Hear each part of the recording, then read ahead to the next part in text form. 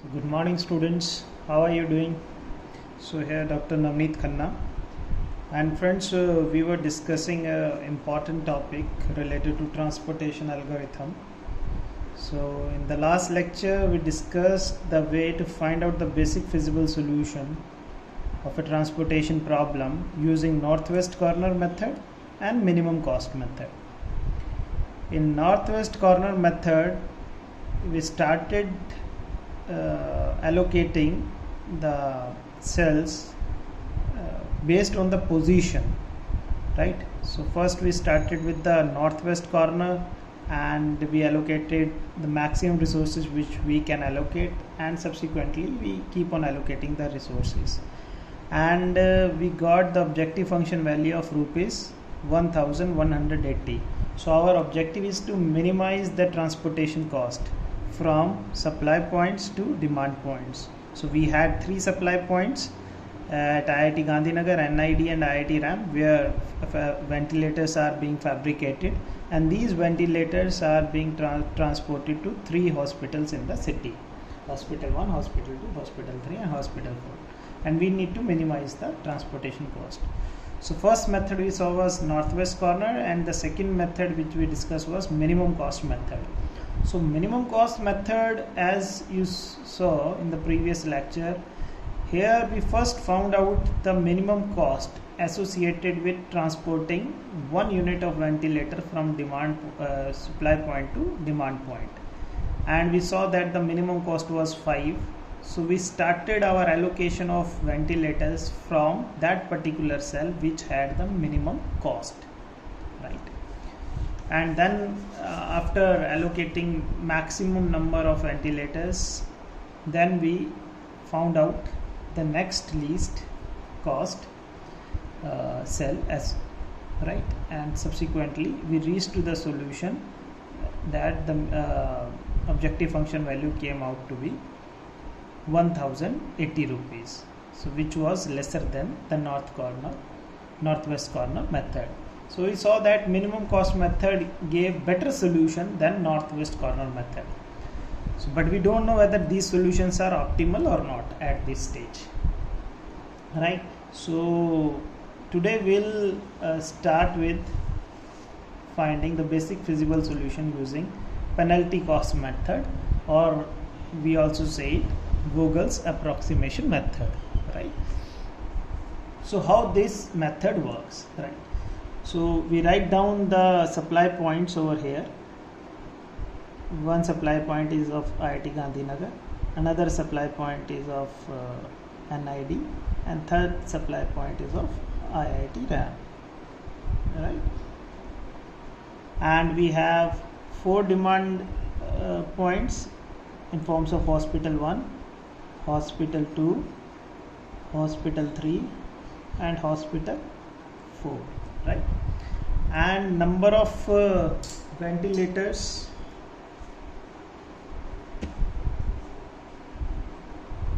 number of ventilators available at IIT Gandhinagar is 35. At NID it is, they are producing 50 ventilators, and IIT RAM producing 40 ventilators, right? And demand at Hospital 1 is 45. Demand for ventilators at Hospital 2 is 20. Demand of ventilators at Hospital 3 is 30. Demand of ventilators at Hospital number 4 is 30, right? So now this situation is with us. Now if you see carefully, so the least cost of transporting one ventilator, right? If we check first row, right? So the least cost of transporting one ventilator from IITGN to Hospital 1, 2, 3 and 4 is 6, right? So if we transport ventilators from IIT Gandhinagar to Hospital number 2, right, it will give us the minimum cost of transportation, right? So Hospital 2 requires 20 ventilators, so we'll try to transport all, we'll try to fulfill all this demand of Hospital 2, right, so that we can have least cost of transportation. Similarly, if we see the next second row, right? So here the least cost is of X24, this cell, right? And the least cost is 7. So here the requirement of hospital 4 is 30 and NID is producing 50 ventilators. So we will try to, transport maximum number, means all these 30 will try to fulfill here, right, to hospital 4, so that we can get the minimum cost of transportation. Similarly, if we check the row 3, so here the minimum cost cell is this X34, right? And here if you see the requirement of hospital 4 is 30 ventilators, and the supply which IIT RAM can do is of 40. So we'll try to fulfill the demand of hospital 4 by transporting these 30 ventilators, right? Now if we check the columns, so in columns, least cost of transportation for first column is X11 cell. So here the demand is of 45 and supply is of 35. So maximum supply will try to take from IIT Gandhinagar, that is of 35, and satisfy the maximum demand of hospital 1 from this cell. If we see the column number 2, here the minimum cost is of X12 cell, that is 6. So here also demand of hospital 2 is 20. So hospital 2 will try to fulfill its demand, right, by first fulfilling, sending 20 ventilators or receiving 20 ventilators from IIT-GN. Similarly, we can see that it is not possible every time to first send all the goods or products to that particular cell where the cost of transportation is minimum, right? So in that case, what we can do, first we can fulfill the maximum demand if possible in the cell 1, right, to maximize the profit. If that is not possible, then we will go for the next higher cost cell. For example, in row 1, first minimum cost is of cell X12 and the next higher cost is X11. So there is a difference of cost of 1 unit. So that we consider as a penalty, that if we cannot send the maximum amount to the least cost cell, then we will move to the next higher cost cell and will consider the difference between the two costs as the penalty. For example, here the penalty in row 1 would be how much? 2, right? So you can see here the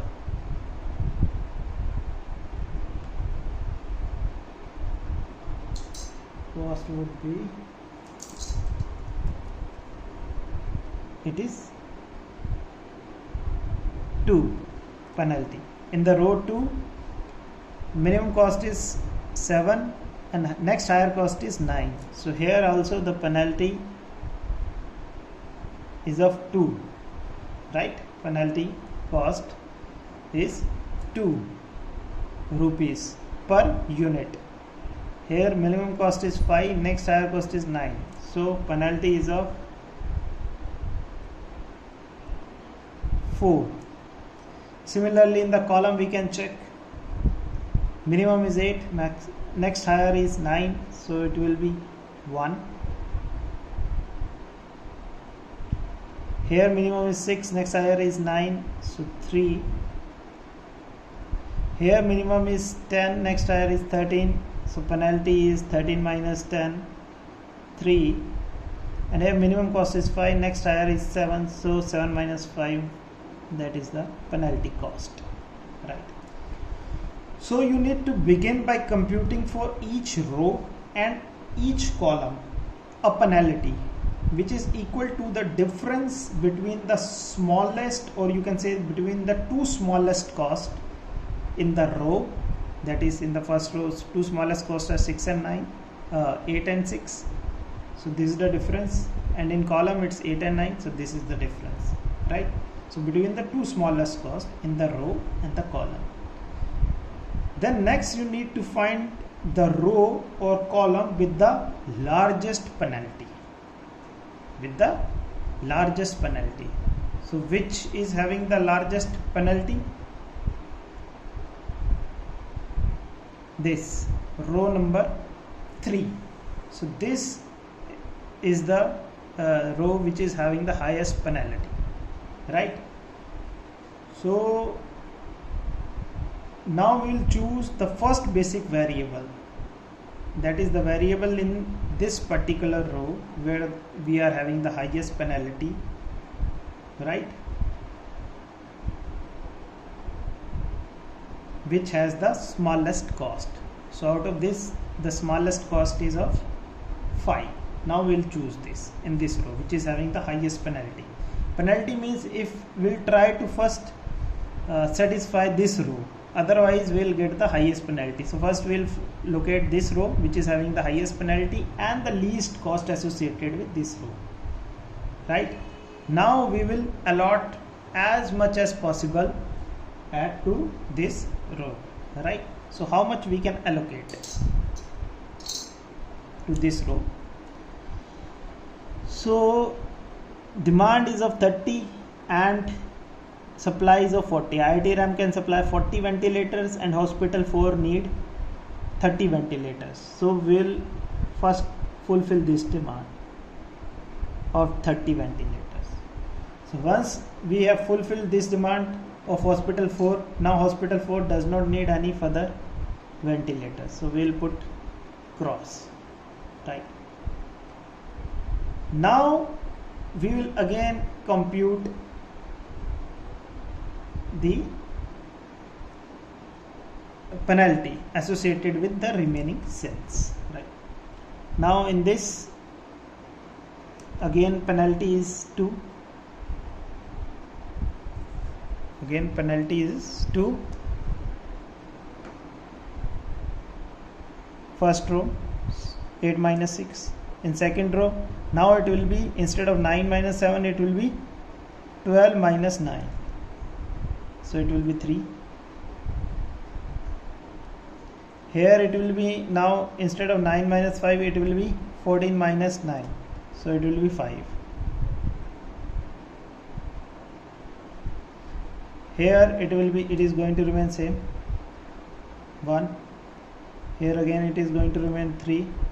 Here again it is going to remain 3, right? So we are not going to assign penalty because this is now satisfied, demand is satisfied. Now which is having the highest penalty? Which row? Again row number 3 is having the highest penalty of 5, right? So now we'll find out the least cost in this row, and this is X32, this cell, right? Now we'll try to fulfill the demand as much as possible. Demand is of 20 ventilators and we have already supplied over here how much? 30 we have already supplied, so we are left with only 10, right? So now we'll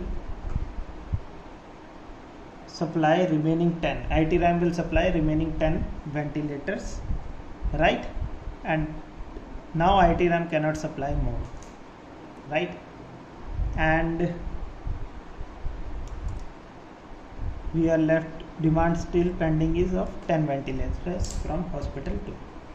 So it means that this row, now IIT RAM cannot supply any more ventilators, so we'll put crosses over, right? Now we'll again find out the penalty cost associated with the remaining rows and columns. So here it is going to remain 2. It is again going to remain 3. Here no penalty is there because all the supply is finished. Now we cannot supply more. For these columns 9 minus 8 1, 12 minus 6 6, and 13 minus 10 3. Now which is having the highest penalty associated now with which row and column? From this column, having the highest penalty of 6, right? So it means that now we'll first fulfill the demand of hospital 2. Now remaining demand is of 10 ventilators, right? And which is the least cost associated in this column is this cell, that is X12. So we will, IIT-JN can supply 35 ventilators and demand is of 10. So we will first fulfill this demand. Once we have filled this demand, we are fulfilled complete demand of hospital 2. It means now hospital 2 does not require any more number of ventilators. So we'll put cross over here. Now we'll again calculate the, so once this demand is fulfilled, so how much ventilators are left now? 10 has gone, so 25 ventilators are left with IIT-JN. Okay, now we'll again find out the penalty associated. So in the first row it is 10 minus 8, 2, 13 minus 9, 4. Here it is no penalty is required because it is complete. In this row 9 minus 8, 1. It is again fulfilled, no penalty cost here. 13 minus 10, 3. So now which is having the highest penalty associated? Row number 2, that is 4, right? So first we'll, and in this row which column cell is having the least cost associated? This X21. So first we'll allocate as much as possible in this cell. So NID can supply 50 ventilators, but demand is of 45 ventilators. So we will fulfill this demand of 45 ventilators, right? So after fulfilling this demand, here now hospital 1 does not require any more ventilators, right? So it means here we'll put cross, but NID is left with 5 more ventilators to supply. Okay, now we'll go for another penalty check. Now only this column is left, right? Here no penalty cost is there anymore in these first 2 rows. Only in this column penalty is there, that is 13 minus 10, it is of 3. Now we'll choose this column, and the least cost associated with this column is with this cell, that is X13. So how much we can supply? We need 30 ventilators in hospital 3, but IIT-JN can supply 25 ventilators. So we will supply all these 25 here, and IIT-JN now have supplied all the ventilators, right? And remaining 5 ventilators, these 5 ventilators will be supplied by NID. And now NID has already supplied its all ventilators and demand is fulfilled, right? So now this is the basic feasible solution which we have received, right? All these are the basic variables, right? X21, X12, X13, X23, X32, X34, right? So now we'll find out the value of objective function, right, associated with this. So the value of the objective function would be Z is equal to 45 into 9 plus 10 into 6 plus 10 into 9 plus 25 into 10 plus 5 into 13 plus 30 into 5.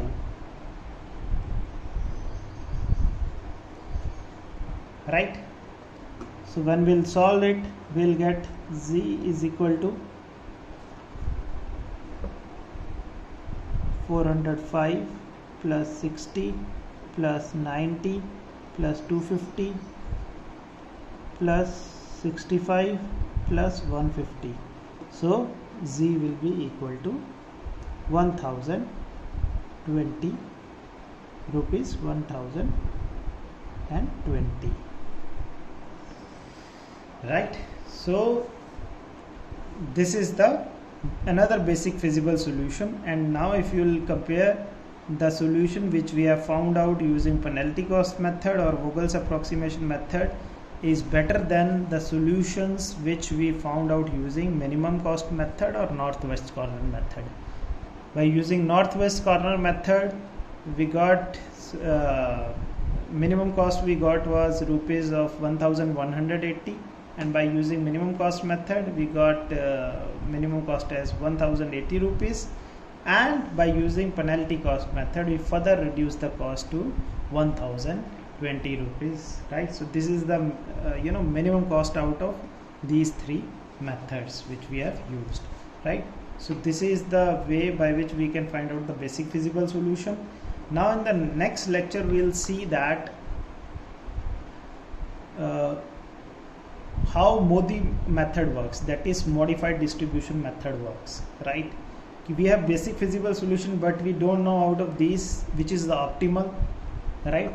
Or if none of this is optimal, then how we can reach to the optimal solution. So that thing we'll learn in the next lecture. So friend, thank you very much for listening carefully.